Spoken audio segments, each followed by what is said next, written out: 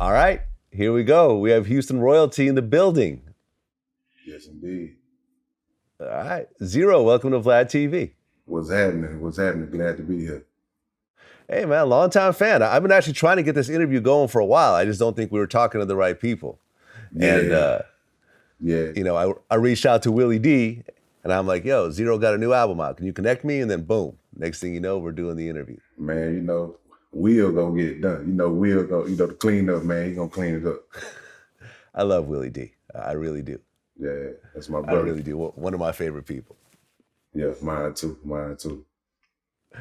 Well, this is your first time here, so I want to start in the very beginning.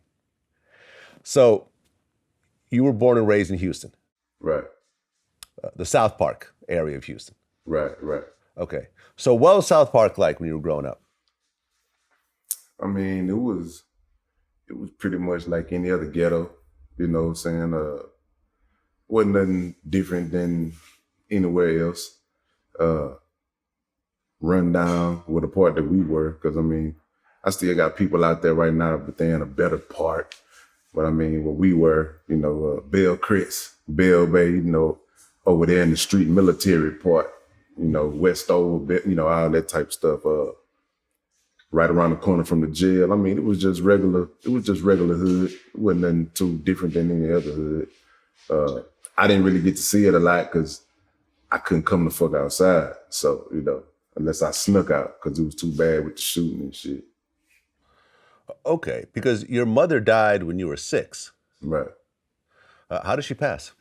Lupus. Yeah, lupus. Cancer can kiss my ass, but it's lupus, man. Yeah, that's tough. Trick Daddy has that, right? Right. Yeah, and I think Nick Cannon, he has that as well. Right. Yeah, that's a tough disease because it basically breaks down your own immune system, right? Yeah, it does. I didn't know what was going on. I think she hid it from most of the people in my family.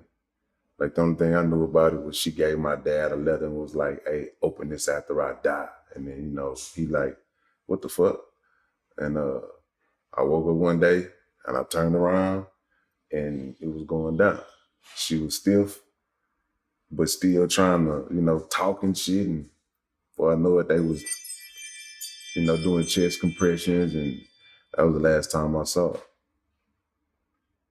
I mean, 6 is pretty young, but it's old enough to remember your mother and everything. I mean, do you remember the pain and the crying during that time? Yeah, I do. The one thing that I can't remember is being 6 years old. I don't know what her laugh was like, and I don't remember her voice at all. You know what I'm saying? But I do remember, like, my uncle, going crazy and beating the wall up and shit. And I remember everybody huddled up praying in the living room and shit. And the only memory I have after that is I ain't have to go to school that day. And then shit, people started buying me shit. So I guess that was, supposed to be some type of consolation or something. Like, my mama died and I get some skates and an Easter basket or some shit like that. But yeah, the pain was real though. Because I sleep in the bed with her every night, and all of a sudden I'm sleeping by myself. Yeah. So after she passed, who was raising you? Her mother, my grandma Dorothy, and her sister, my auntie. We was already living in the same house. So we just kept it going. I stayed there and, kind of alternated. Went back to South Park, because at this time I was in Hiram Clark, so then I go back to South Park on the weekends with my dad, and then during the school week I'd be in Hiram Clark so I can go to school. Okay. So you're growing up in Houston, your mom passes, and like you described it, it was a dangerous area. There were shootings outside. Like, how old were you when you first saw your first shooting? When I saw my first shooting, I want to say, hell, I smelled the gun smoke. I was 9.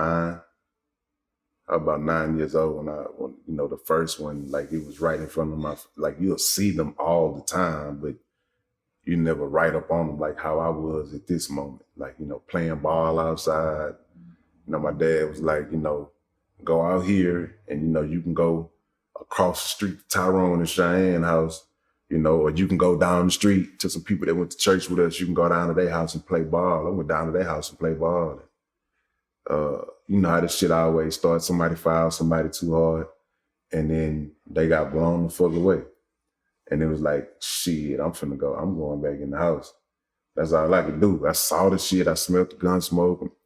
And the motherfucker turned around and looked at us. And it's like, this motherfucker was 9 or 10 years old too. So it's like, shit. So, shit was crazy. So you mean to tell me that a 9-year-old killed someone else in front of you? Yeah. So you in South Park, you had 9-year-olds carrying pistols and actually shooting them. Shit, in every neighborhood in Houston, you got 9-year-olds carrying pistols and shit. Because they don't want to get shot either.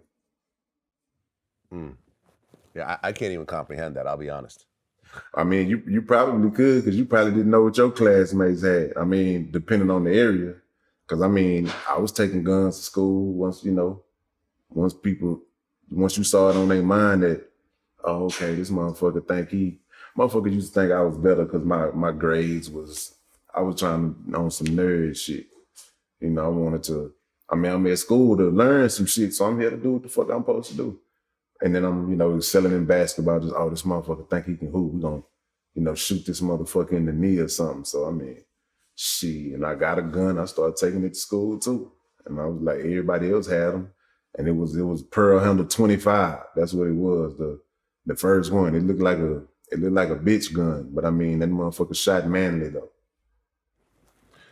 So how old were you when you first started taking a gun around? After that basketball game, 9 years old. Yeah, that's when I started taking the gun everywhere. Okay, was this like your dad's gun or your uncle's gun? Nah, it was my gun. I paid $100 for it. Oh, you actually bought it? Yeah, I bought it. Yeah, let's just say I bought it. Yeah, I bought it. Okay, we'll leave it at that. Yeah. Okay, so now you're 9, 10 years old and you're carrying around a pistol. I know there was an incident that happened when you were 13 when you were trying to rob somebody. But at what point did you actually start doing armed robberies? Well, like the way how that shit was I actually didn't know that I was setting other people up to be robbed. Like I actually didn't know. It was kind of like one of them old, oh yeah, he got a baby face and send him, a motherfucker be like, hey, look out, Joe. You see that dude over there? Go over there and ask him what time it is with the whole purpose of, so he'll do something like this. Oh, and then they can see the watch from over there. And then they'll be like, oh, okay, come back and let us know what type of watch he had on. And I'm like, okay. So I walk over there, I'm like, oh, he had on some shit. It said ROLEX on it, Rolex. They were like, all right, cool, go get in the car. Next thing you know, they'll run back over there and we'll go on Westheimer to a jewelry store. And then they'd be like, here go $800. And I was like, cool. So I'm naive at first, like, okay, shit, all I gotta do is ride around and ask motherfuckers what time it is. I'm like, I keep this shit going up, shit. I can make, $2,400 a day or some shit like that. So, I didn't actually know what I was participating in at first, but once I found out, I didn't really start doing nothing purposefully until a couple years later when I got kicked out of my dad's house and I had to get money to exist and shit. So then I started doing them on my own. All right. So your first robbery that you did yourself, you were how old? 11. Okay. Yeah, 11. So now at 11 years old, you're doing armed robberies. And then at 13, you try to rob somebody and things went really badly. Yeah. The introduction of the 357 Magnum. I'll tell you what, you get hit with one of them motherfuckers, you don't feel it. Well, when I didn't feel nothing for a couple weeks, like as in legs and all that type of shit. So yeah, took something from somebody and they turned around, and as you're running away, it's like, oh shit, you got me fucked up.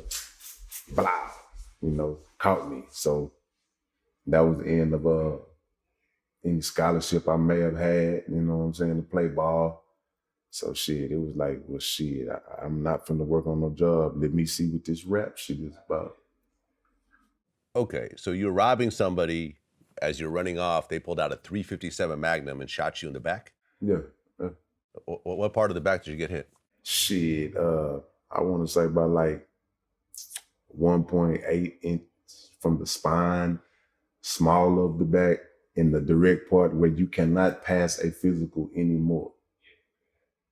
I thought I could hide that shit, and went through the whole, the freshman season, and I was playing for Calvin Murphy at the time in his league. Went through the whole Calvin Murphy season.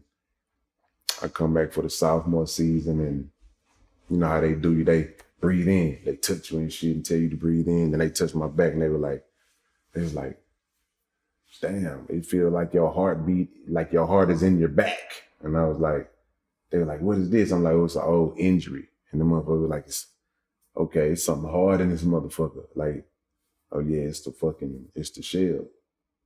And the motherfucker was like, yeah, that's it for you.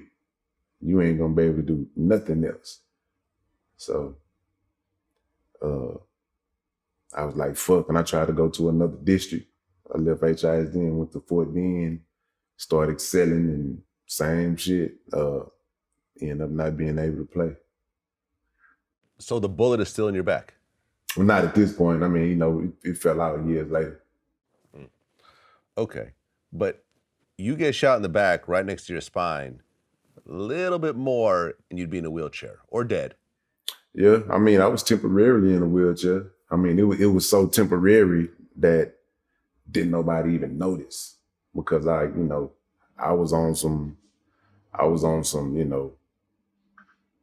loner shit already where I wasn't around nobody. And it was a little like 13 is where one of the other incidents happened. Like I hear you saying the 13, but like it was actually a little closer to like 14 and a half, 15 when this shit happened.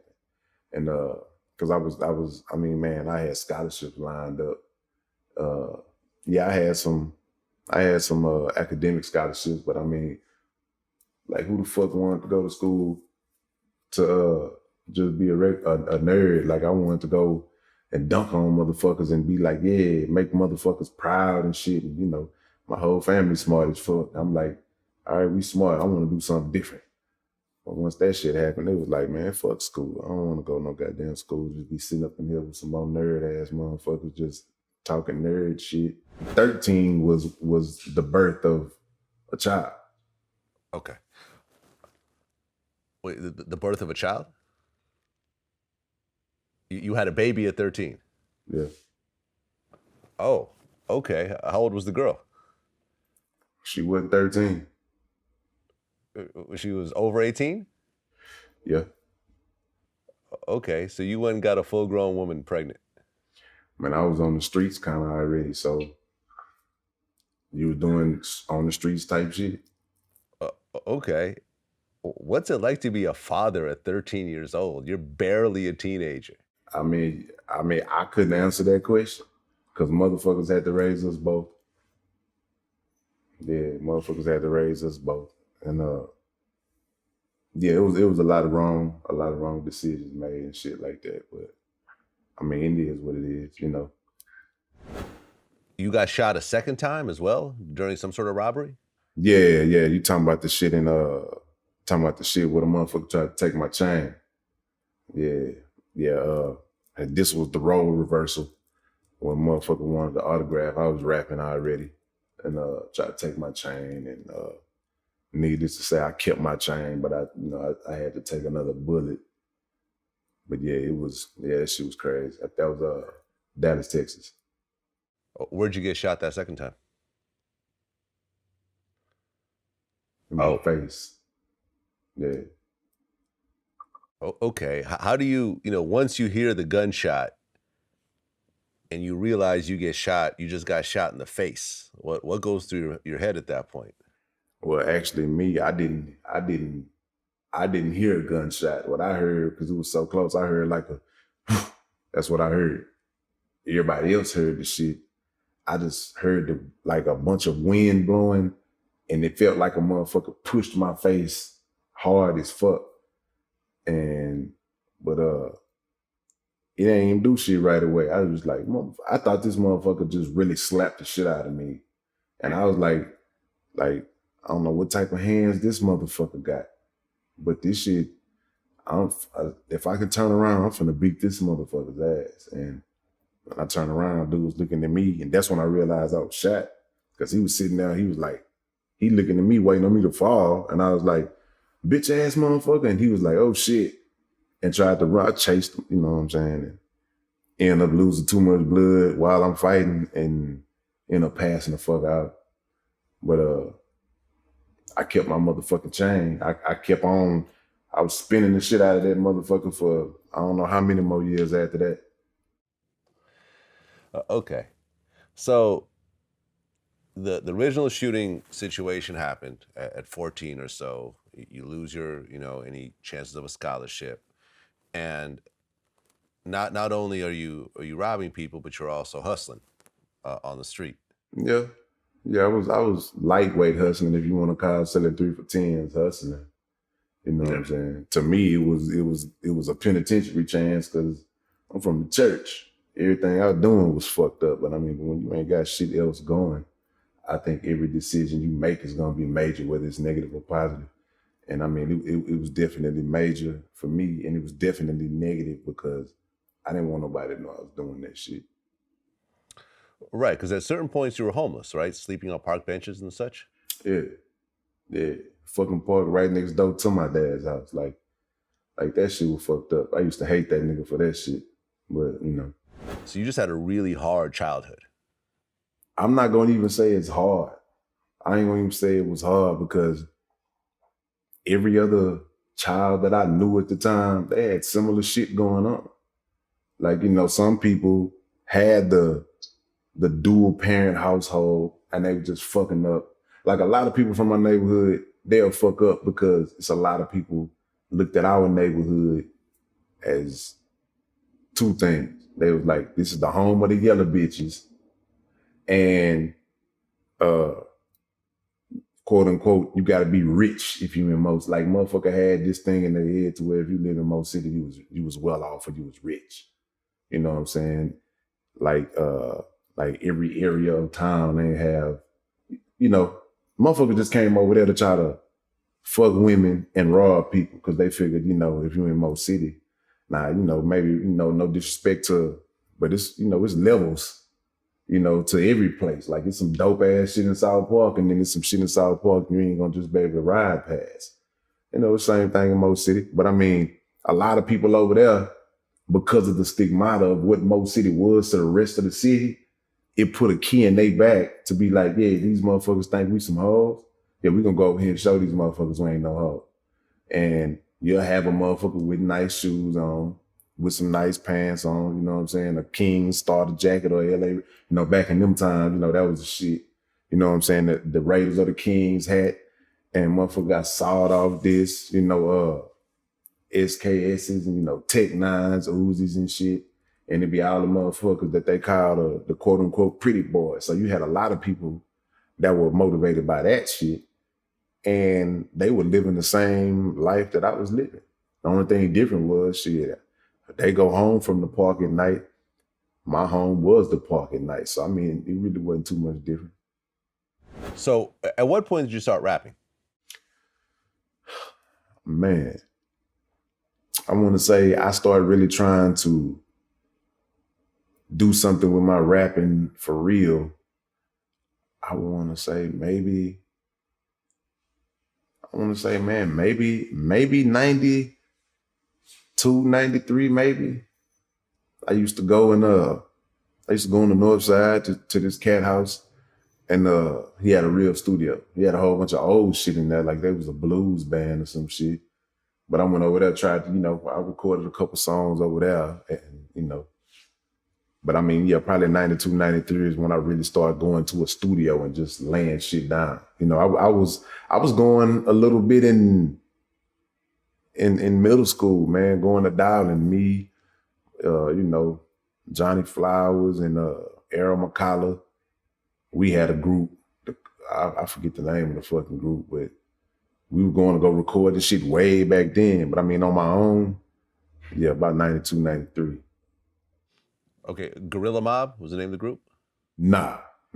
This is pre-existing to that. You talking about with this shit in 92, 93? Well, nah, the shit in middle school, nah, that shit was it was Heim Clark something, because you know we were all going to either, you know, Dial in middle school. Some cats that were older, they were already going to Madison. But nah, Gorilla Mob, I started Gorilla Mob in about around, I want to say 96, 97. And I started that shit by myself.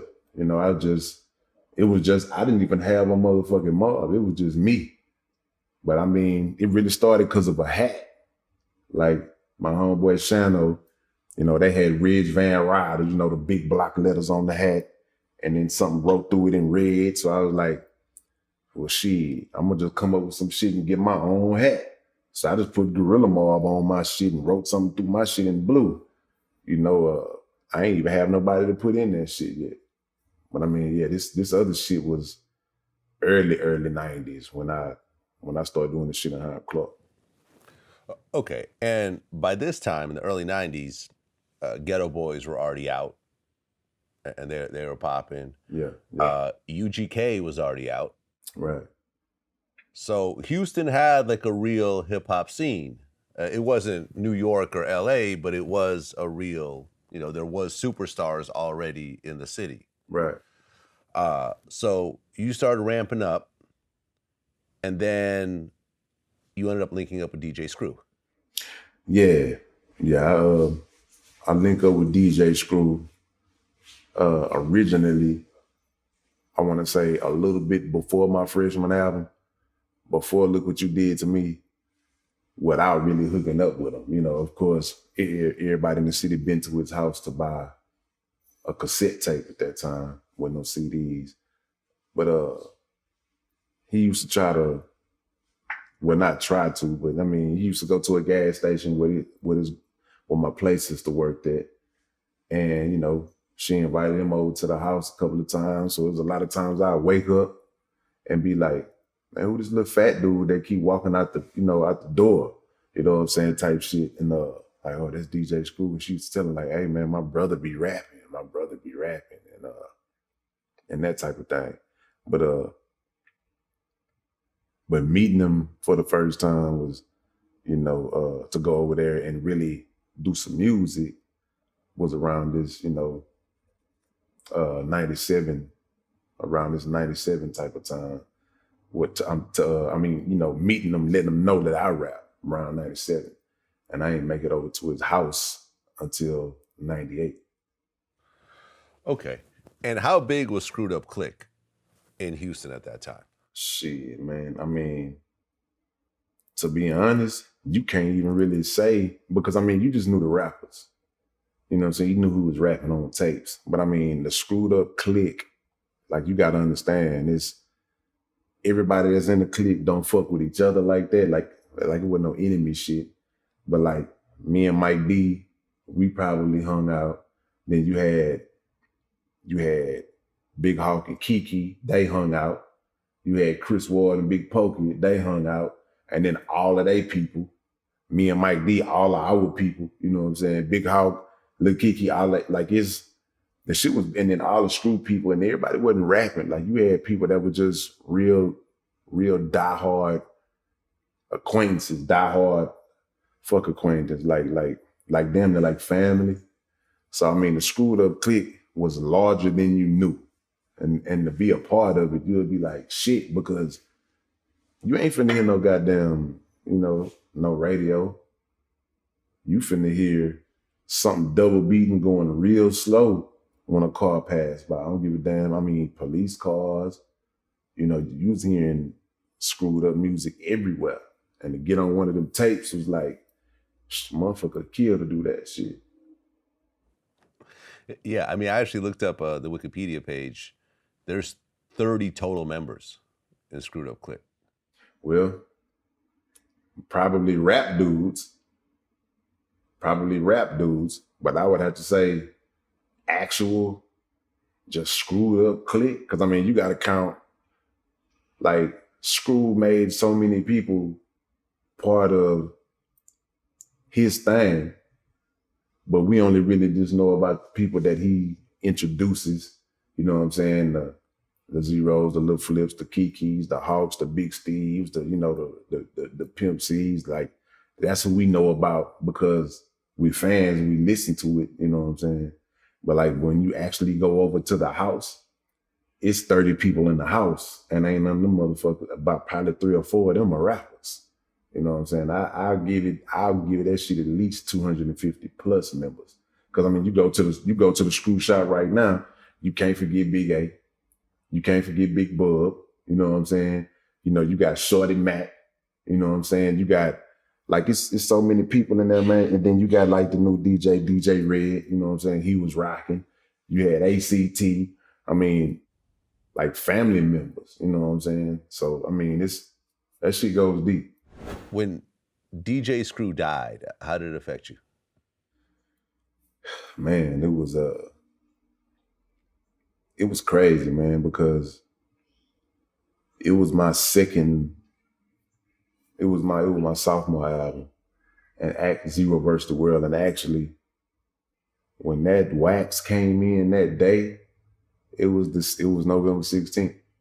That's when my wax got here, and Screw was like, man, he was like, man, that too many niggas, man, I want to take that motherfucker. I want to take that static balling with you and Hawk. I'm gonna beat that motherfucker up. Give me the wax soon as it comes. I'm like, cool. So the wax comes, and so does his death at the same time. So I was like, yeah, I get the record. I'm like, yeah, I'm finna, I'm 686. I'm calling the number, and then my phone ringing. Motherfucker like, hey, man, I gotta tell you something. I'm like, oh, okay, cool, make it quick. I gotta go around the corner to his apartment. He was like, ain't no need to go over there no more. He was like, man, he gone. So yeah, it was fucked up. And he was the only dude trying to help us all at that point in time. So yeah, it was a vicious blow. You know, later on, as you start making more money, you start drinking syrup a lot more. Yes, sir. Was there any point, any level of, well, look, my homie DJ Screw died from this overdose, and a bunch of other members from Screwed Up Click ended up dying from overdoses as well, from lean. Did that kind of play in your mind at all, or was it like, fuck it, it's not going to happen to me? Well, I mean, it was I want to say it was a flip coin. It was a two-sided coin because, of course, you're gonna think about that shit. Then, with some more shit that was going on in my life, I was kind of like, you know what? I don't give a fuck. Because I was like, I was kind of trapped at the point to where I was like, you got somebody riding up on you in a better car than you, and they asking you for your autograph. Right, because at one point you had like a $30,000 a month habit. Yeah. Now once I got to that static, I definitely wasn't sleeping outside. But this $30,000 a month habit, I might have to elaborate a little bit. In my neighborhood, man, well, hell, just around period, the way that I rapped, or the way I rap, my subject matter, and my style, and how I do me, it don't fit the Screwed Up Click. Like, you listen to them, I'ma come through, I'ma come down, and I'm a rep for the H, I come in that motherfucker on some, I'm talking about some problems, some bills, some bullshit bitches, some haters, the police brutality, poverty, the shit that I knew about. And a lot of people was down on me because they was like, say, Screw, man, Man, that dude rapping, he rapping too fast. He don't need to be here. And school be like, you know what? I think y'all listening too slow. And I think he right in the place where he needs to be. And he was like, I'm gonna put you in here because you like the exception that disproves the rule, like you the oddball. But you're gonna be the one that's gonna be the premier. Just keep on waking up. You know what I'm saying? I think you're gonna scoot to the front of this shit, in the end. So yeah, by the time while all this shit was going on, the way how you do it, well, the way we did it in the ghetto, when you start having money, you just start doing more of the things that you were doing when you didn't have. Like when we were broke, 6 of us will put our money together and probably get 4 ounces of drink and put that motherfucker in a 1 liter Big Red, pour some real malnutrition cups, and oh shit, yeah, smoke some weed, drink this here shit. That's a night. So a lot of motherfuckers don't know what you can do with money, and I was lumped into that, a lot of motherfuckers. So once the money started coming, the only thing you knew how to do with your money is just get more of the fucking drugs. I'm like, I can't get no goddamn foreign car. I can't get no goddamn house. I can't was very familiar, but I knew what I could do. I could ride around the corner to this cat house and, hey, I could put your kids through school. You know what I'm saying? I could pay all your light bill and all your, your phone bills and shit up. And the naysayers used to be like, man, Ro ain't gonna never do shit. He ain't gonna. A lot of that shit had an ultimatum, well, not an ultimatum, but an ulterior motive. Like if you was like, man, that motherfucker zero ain't shit, and all you do was come and drink a deuce with me, right? Then I'd be like, you know what? I got $60,000. I know what the fuck Vlad said about me. So this how I'm gonna fix Vlad. Hey, give me a gallon of syrup. Vlad, where you at? Come on outside, man. Let's ride and drink. And when you get in the car, you like, damn, when you got a fruit punch? Nah, ain't no motherfucking fruit punch. That's a gallon of syrup. Pour what you want. So it's kind of like on some, yeah, bitch, I'm showing you, not realizing it's the dumbest shit on earth because I'm really just buying this shit to please all the motherfuckers who ain't give a fuck about me. I couldn't possibly drink all that shit because I would have been dead.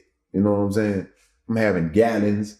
Even when the shit got to where it was $11.40 a pint, I'm buying 2-3 of these motherfuckers a day, at least 5-6 days out the week. Riding out of town, doing concerts, pouring up with the fans. And this was the only way that I knew to show a motherfucker, hey, I'm not sleeping at the park no more. I got some money. And I look like, okay, I made 100 this week. I mean, I made 100 this month out of shows and shit, but I do my count and I'm like, damn, I'm only coming up about like, I'm coming up about like a cool 68,000. I actually spent, this much money on drink, sodas, cups, cigars, and weed. So, I mean, yeah, it was a hell of a habit. Well, and the name Zero came from you not having anything? Yeah, it came from not having anything, and it's a constant reminder of where the fuck I'm not going to go back to. So at one point you signed to Rap a Lot. Yeah. How did that come together? It's funny, man. I actually went to go fuck with Jay before I put out my first album. And, we went up in there, he had an office full of people, and I played my shit for him. And, I seen him over there, he was doing this. Jay got that old school head bob, like we be doing this, he dip under with his shit and come back. So I was like, I see him jamming. Then all of a sudden he said, man, this shit cool, man, but I can't fuck with you. And I'm like, what the fuck? He like, man, how the fuck am I, as rich as I am, how the fuck am I gonna sign a motherfucker that called himself nothing? Good luck with finding somebody to sign.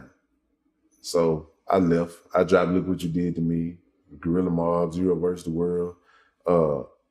Right around time after the, I guess the self-entitled Zero album, I guess I had left a stain on brain, so to speak, because I was at a pool hall and somebody said, "Hey man, I don't know what's going on outside, but it's a motherfucking Studebaker done pulled up outside with a whole bunch of cars behind it." So we like, whatever.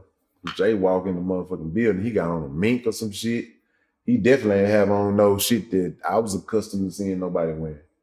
And he was like, "Hey, man, I'm looking for Zero." And I'm like, shh. I ain't know what the fuck I had did to who, but I was like, these motherfuckers about 15 deep. Hey, man, shit. We ain't even seen no motherfucker named Zero around here. So he's like, "Oh, shit. Well, when you see him, tell him Jay Prince looking for him. I want to, cause to tell you the truth, man, I really didn't remember, but man, I ain't even really recognize dude like that. Cause when I went in the office, I was just interested in playing my music. So I mean, I ain't just really taking no mental picture of the man's likeness. I ain't know who the fuck they're like, we look for Zero. And I'm trying to think in my head, what the fuck have I done to somebody lately? These motherfuckers come up here to kill me or something. But it was Jay. He was like, "Nah, I wanna do music." And then, about a week passed, we went to another Papa Do's and shit, pen hits the paper, and then Life of Joseph McVeigh started being recorded. Right. And The Life of Joseph W. McVeigh, that was actually your 8th album by that point. Right. And that album actually charted on the main U.S. charts. Right. It did.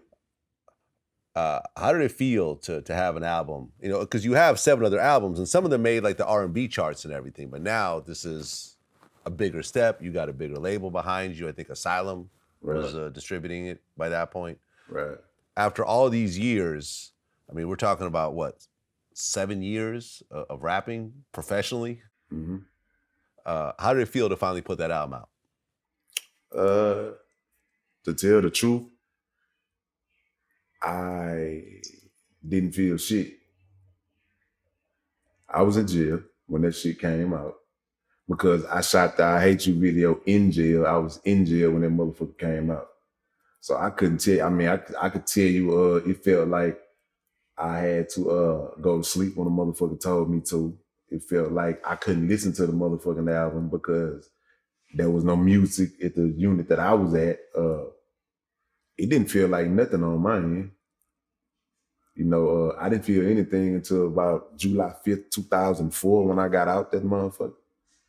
Now, when I got out, I was like, this shit crazy. Cause I ain't never had no money, like no money. And not saying that I just got out and got money, but the hoopla was so crazy. Like I got out, here go the Stretch Hummer. They go to 97.9 van, they go to 104.9 van behind that, and then some station. I'm like, in my head, I'm like, who the fuck they for? Like, I'm thinking, because I was in there with that Astro dude, whatever that Astro dude that was it something Manning? Or I forget his name, man, but it was some Astro dude. I was like, maybe this shit for the Houston Astro dude that I was locked up with. I'm like, nah, this shit was for me. I'm like, I've been in jail for some drink. What the fuck they here for? They ask me how this shit tastes? Like, I mean, I ain't know what the fuck. But they was there for me. And then, the little chump ass dude I was dealing with, the little thieving ass manager / promoter, he was like, yeah, man, deposit for this show.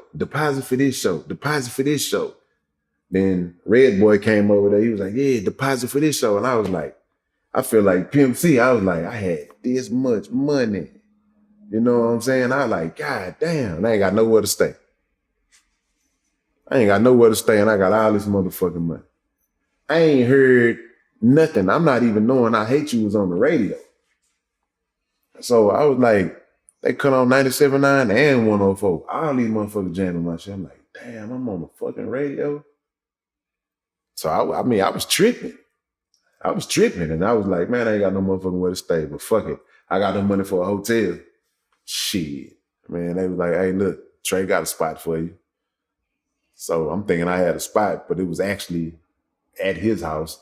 So I mean, it was cool when I got out. You know what I'm saying? That's all I like to say. It was cool when I got out. That was probably the coolest time it was. Well, right around that time, 2005, you were on Bun B's song "Get Throwed." Right. You did the hook, Right. and that song featured Bun B, yourself, Pimp C, Jeezy, and Jay-Z. Yeah. And I mean, Jay-Z was already huge back then. How did it feel to get on that song? Because I guess you actually hate that song. Well, I mean, that's not the song that I hate. The song that I hate is actually one of my songs. But that song, I was indifferent because I had a verse on that motherfucker. I was supposed to have a verse on that motherfucker, and the way it was brought to me, like the song was for Pimp. Like I recorded it for Pimp. Like Pimp was from jail, he was writing letters to me and shit, giving them to Red Boy. Red Boy was giving them to me. He was telling me about my attitude and shit. And he was like, yeah, man, I'm finna come home, man. You know what I'm saying? You need to keep your hands out. You know what I'm saying? Quit whooping these motherfuckers out there, man. Fuck them, fuck them cats, man. Let's get this money. That type of shit. I ain't really know what the fuck he was talking about, but I was like, shit, it's Pimp. I didn't even know what he looked like. So, but I was like, he reaching out to me, and he definitely an icon on my radar. So when they was like, hey, Pimp wants you to do this hook. So I went in there and I did that motherfucker. I think I laid a little verse to it. And then next time I heard the song, I was just on the hook. Cause when I did it, there was no verses on that motherfucker. Next time I heard it, it was the one that you said. It was Bun, Pimp, and then it was Jeezy, and it was Jay. I was like, oh, okay, this is cool. So I was like, fuck, this is my first time being on a song with, fuck a legend, like these many great people at one time. So I was ecstatic about that shit. Well, and I guess you checked yourself into jail the next day after doing that song? Yeah. Okay. What were you locked up for? Man, all that shit was drank back then. It was all syrup. That shit was all syrup. It wasn't like that's how much I was drinking. That shit was all syrup. Were you and Pimp C really close? Yeah, we were. When he got out of jail, we were. Yeah. I hung out with him for the first time ever 2 weeks before he passed. Yeah, we were in the studio with his manager, Rick Martin. And I gotta say, man, this dude did not stop telling stories the entire time. It was crazy story to crazy story to crazier story to even crazier story. It was like he was so full of life and had such a big personality. Right. What do you think was your craziest Pimp C experience? Man, the man got out of jail and Mike Mo told me like, hey, Pimp want to do some records with you. And I was like, man, hell yeah, let's go do some records with Pimp C. So I'm thinking we finna go to Mike Mo's studio in Acres Home. He was like, nah, Pimp want us to come to his house in Port Arthur. I was like, oh shit. Oh, we got a 90-mile drive. Let's go. So we so excited. We get there. This motherfucker Mike Mo forgets all the goddamn music that we supposed to record on. So we get to the man's house and we just chilling. He on parole and all that shit. So, it ain't no drinking, it ain't no smoking. It's just, and that's for everybody, not just for him. It's like, oh no. The craziest part, we sitting on the couch talking, and like how you say, he telling crazy stories and shit. And the man do one of these. Oh yeah, it's time to go to bed. And I was like,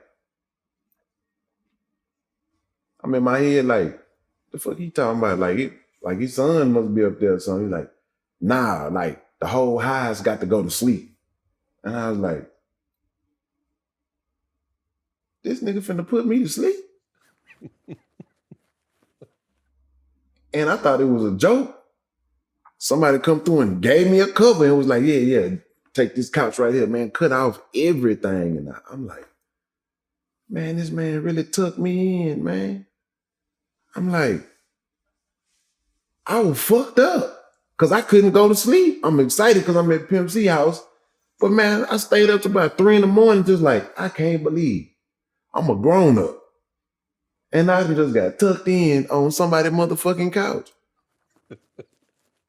I was like, I'm texting Mike Moore. I'm like, bro, we really gonna stay here the whole time? Like, can we leave? He like, nah, we can't leave either. I'm like, this like being in screw house all over again. Cause once you go in screw house and that gate lock, oh, it's over for you for at least 72 hours. You trapped. And I was like, man, I got shit to do tomorrow. I hope this ain't no screw shit. But yeah, that, I mean, you know, other than that and being on stage during All-Star Weekend at, I forget the name of the club, man. Same club, man, me and Hefner was talking about when I met Hefner at a fight was going on. Man, Pimp was just so calm and cool.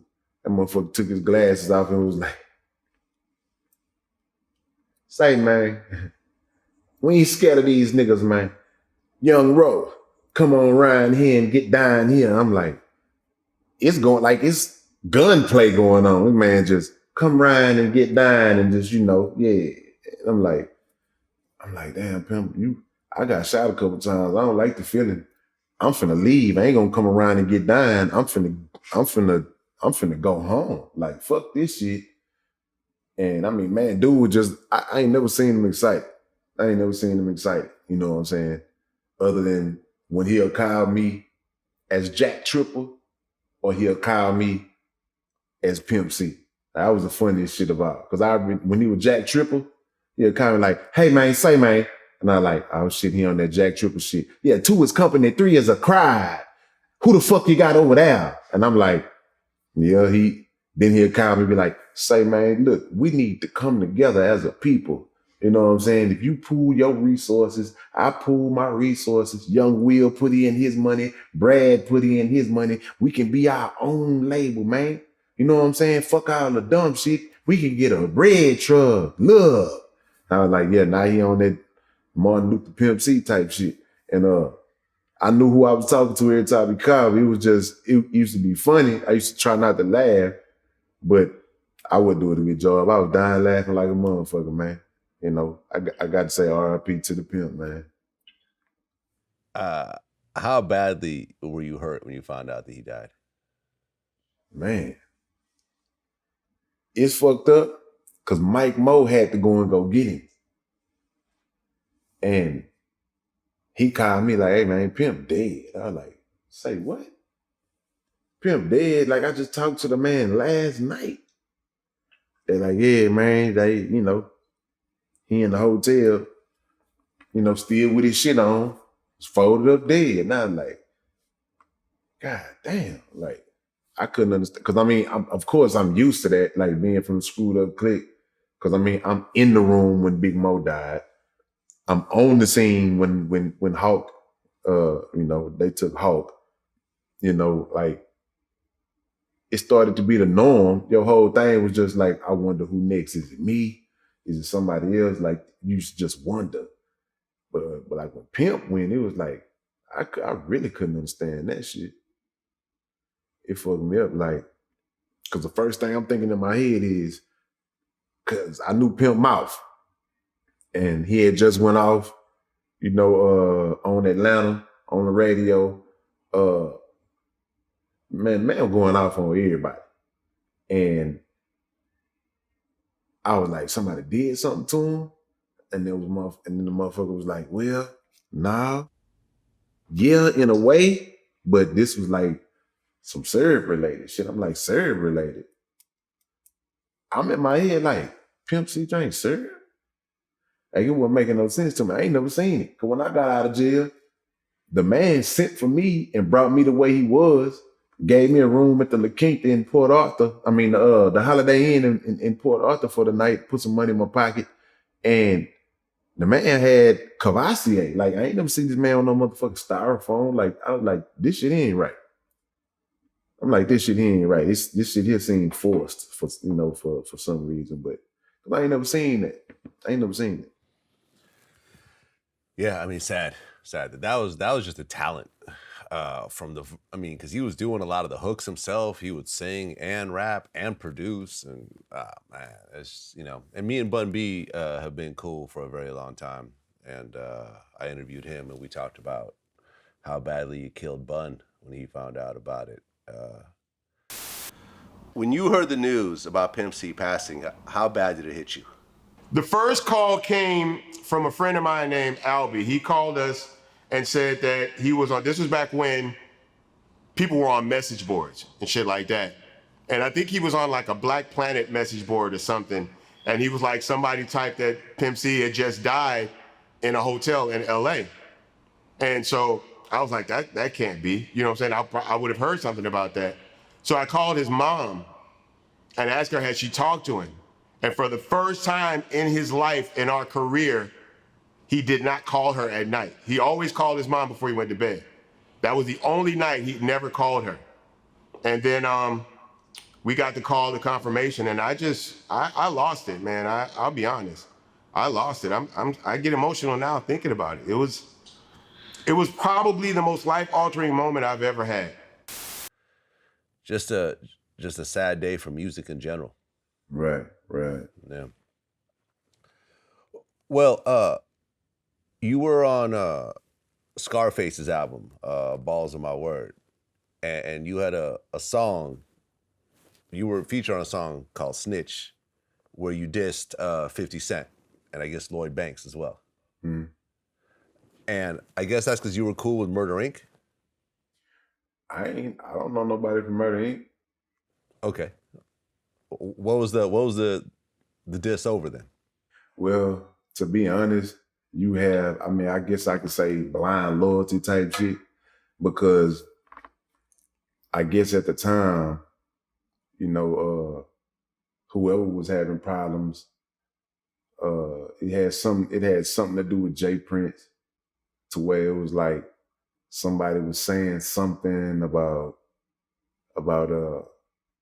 something to do with him and Supreme and all these other different people that I don't know. And see, a motherfucker got to be mindful of when you got a person that's, especially in your perception, a person that's saving your life. A lot of those times, blind loyalty will make their beef become your beef. Because I remember I was in jail for drink, but I didn't go to jail for drink. I got arrested by homicide. Yeah, I got arrested by the homicide division in 2003. And at the time when all this shit was going on, they all of a sudden I got somewhere to go. I got something to drive. I ain't gotta pay no rent. Like, I'm doing shows, I'm getting money, and all of this shit is happening because I signed some paperwork with Jay Prince saying, I'm finna do some albums for Rap A Lot. And all of a sudden, the outside living shit is over.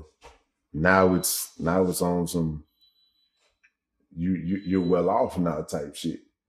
So when that motherfucker came on, I think if I remember correctly, I think 2 coins were flipped at the beginning of the song or some shit like that. And Jay said something on that motherfucker. And I was like, well, okay, cool. Well, shit, somebody got a problem. I'm taking it like if somebody got a problem with Jay, they got a problem with me. Because shit, if somebody fuck with Jay, it's gonna fuck up what he got going on for me. So shit, I ain't know nobody personally. Right. And I guess 5 years later, in 2015, you and 50 actually squashed it. It really wasn't nothing to squash because if you remember correctly, he was supposed to have some shit to say. He already got shit to say about everybody anyway. You know what I'm saying? So, but he had supposedly some shit to say about DJ Screw. and also some shit to say about Big Mo. So it's kind of like I seen him. I think we were at the Canelo. I forget the other dude. The fighter that it was. Is it Jacobs? I forget the dude's name, but the fighter that 50 had, and they fought here where the Astros play downtown. And shit, I look up on the stage, 50 on the stage, it's me and Slim sitting right here. And 50 like, so I'm like, shit, who the fuck he called? And then Slim, Slim, in true Slim Thug fashion, he laughed and shit like, yeah, he calling you go. I'm like, nah, nigga, you go. Shit, you the one knowing. So he went over there and he was like, he went over there, he talked to Slim, Slim came back like, man, he wants you to come over there. So 50 was like, man, bring it. So I went over there. I mean, he never said nothing about shit. I mean, I look at it like shit. I said some shit out of, the loyalty shit with Jay.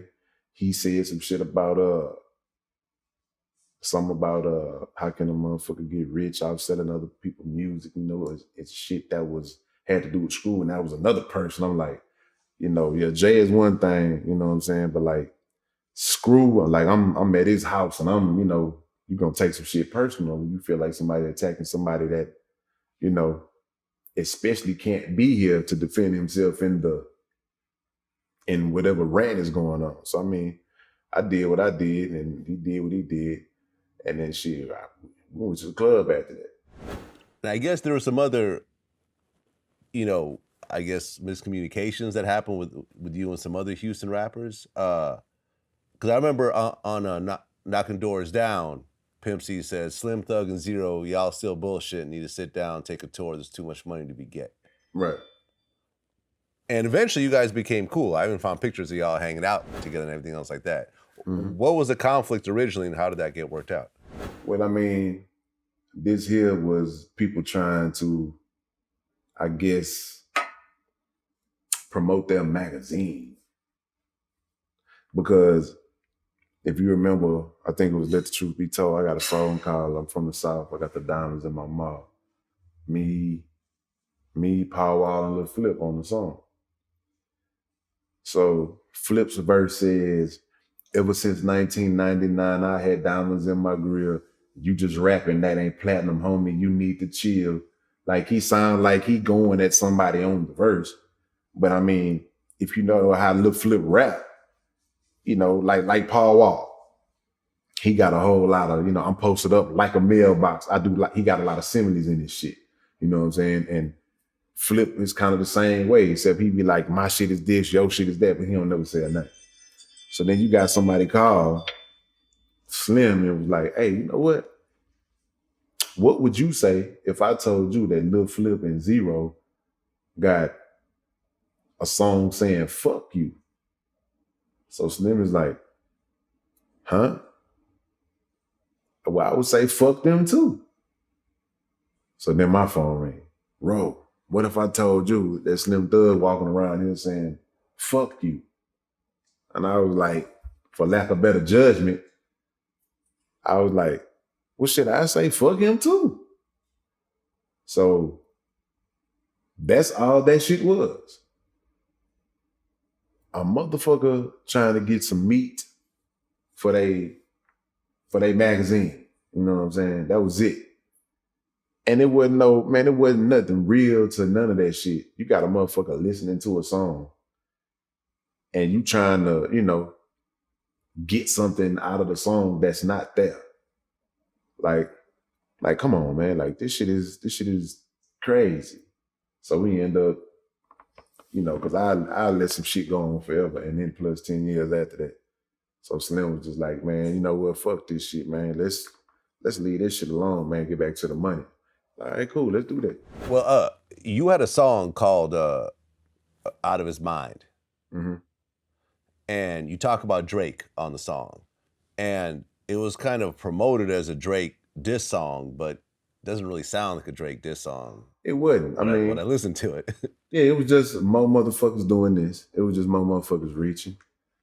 Yeah. Like with that situation, you had somebody that told me to pull up. Drake wanted me to be on something. So I pulled up, they played the beat, and I was like, oh yeah, this is dope. Let's go do it. Let's do it now. And they was like, well, nah, hold on, we gonna let you know. And I'm like, fuck you mean you gonna let me know? Like, you just let me know. Give me a dub of this motherfucker, I'll take this shit back. I had this shit back tonight. Or let's go in the studio that we at. So when I said,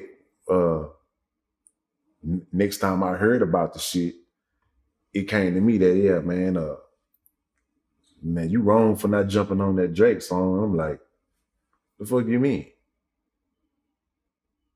I tried to jump on the motherfucking song, but they wouldn't let me jump on the song.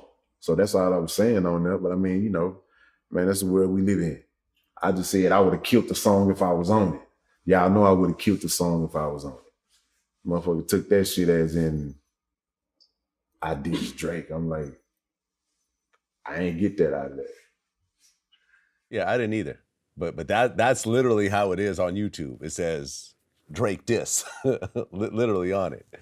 Yeah, and it's funny because we found this article from 2013 in the Houston Press, and the title of it, Zero, an even darker version of Drake.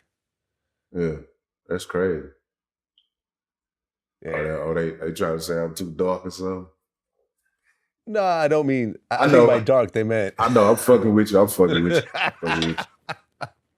I got to be careful with questions like this, man. You know.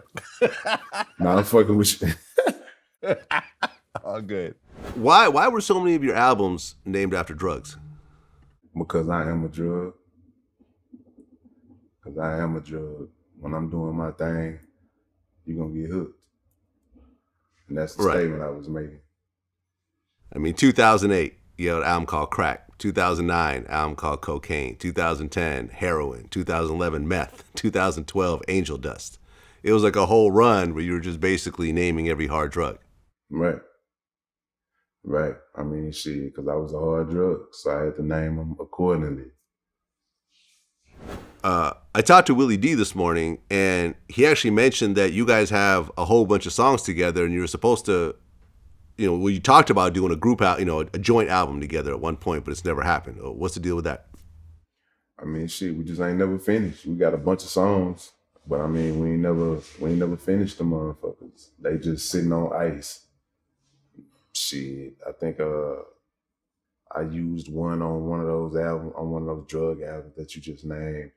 But I just we never got around to actually doing nothing with the songs. So I mean, they sitting there, they on ice. Yeah, man. Like I said, I love Willie D, man. I would love to hear a whole album with the two of you together. Yeah, it should be dope. It is dope.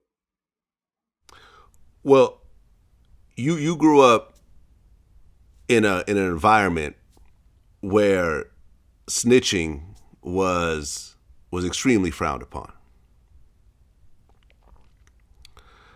If someone had a snitch jacket on them, that was a big deal. Right. You fast forward to 2020, a rapper with damn near the number one song in the country, Tekashi 6ix9ine, is not only rumored to be a snitch, but he's on paperwork.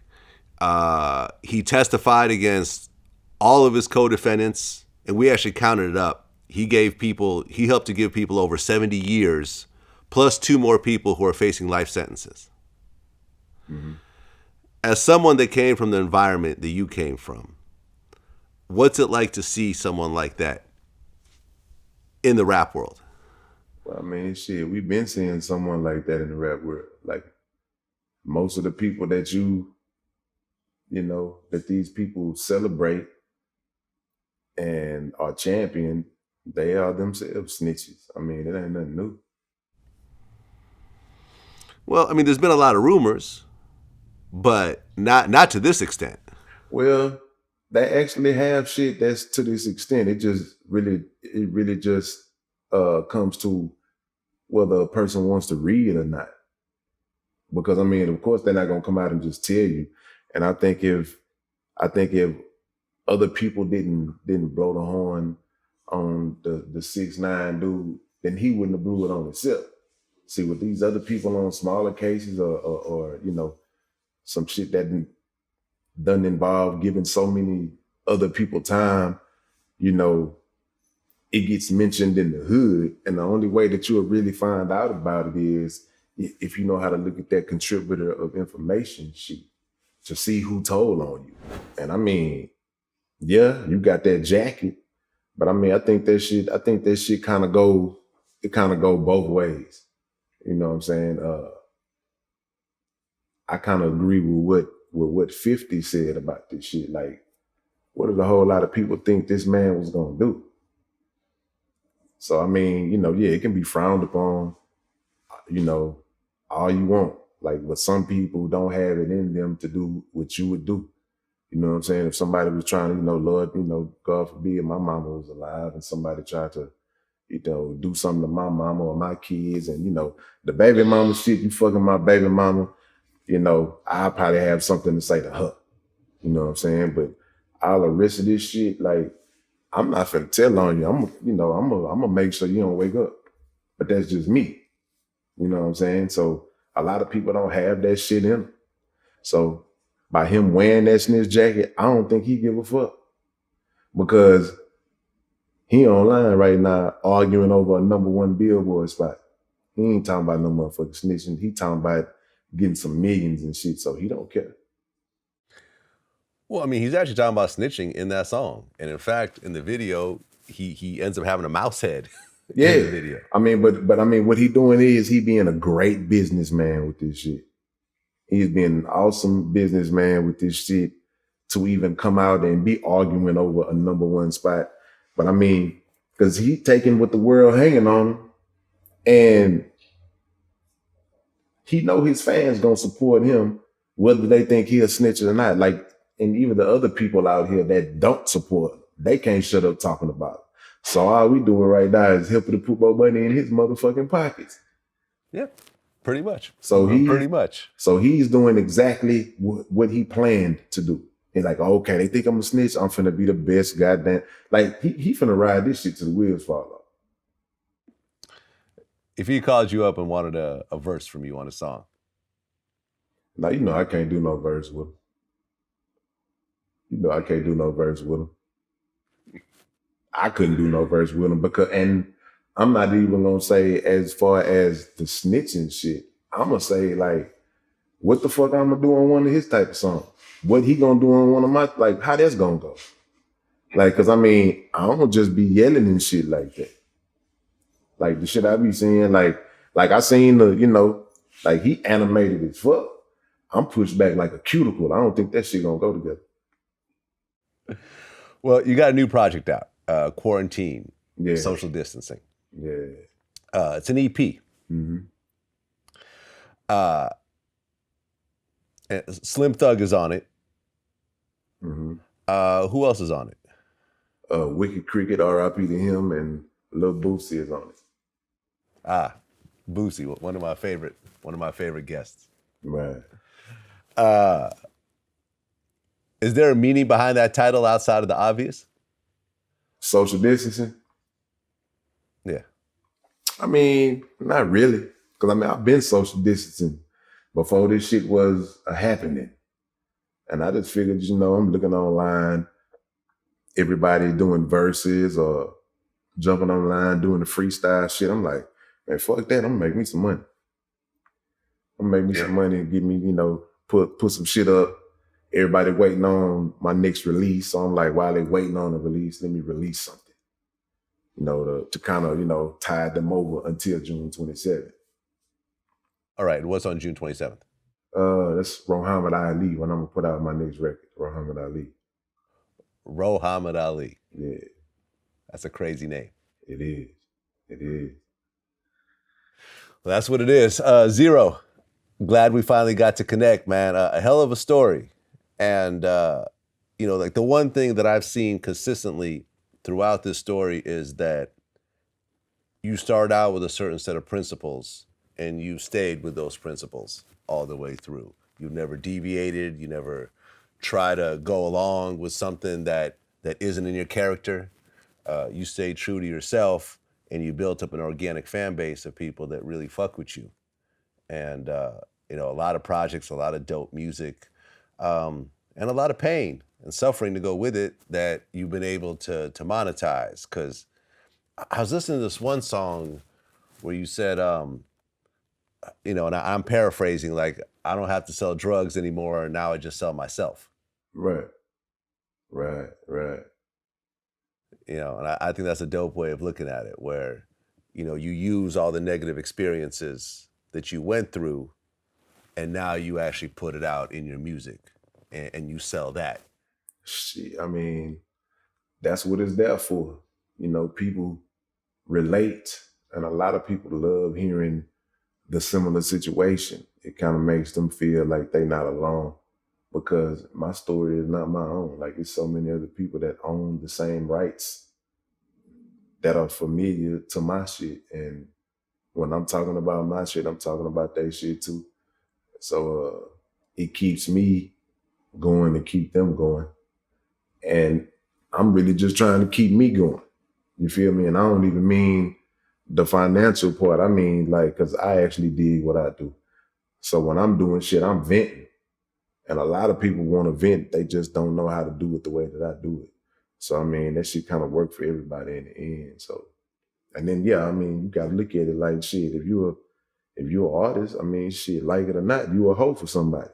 So why not just be a hoe for yourself? I sell me. I don't want nobody else to pimp. I'm a pimp me. You know what I'm saying? It feel better.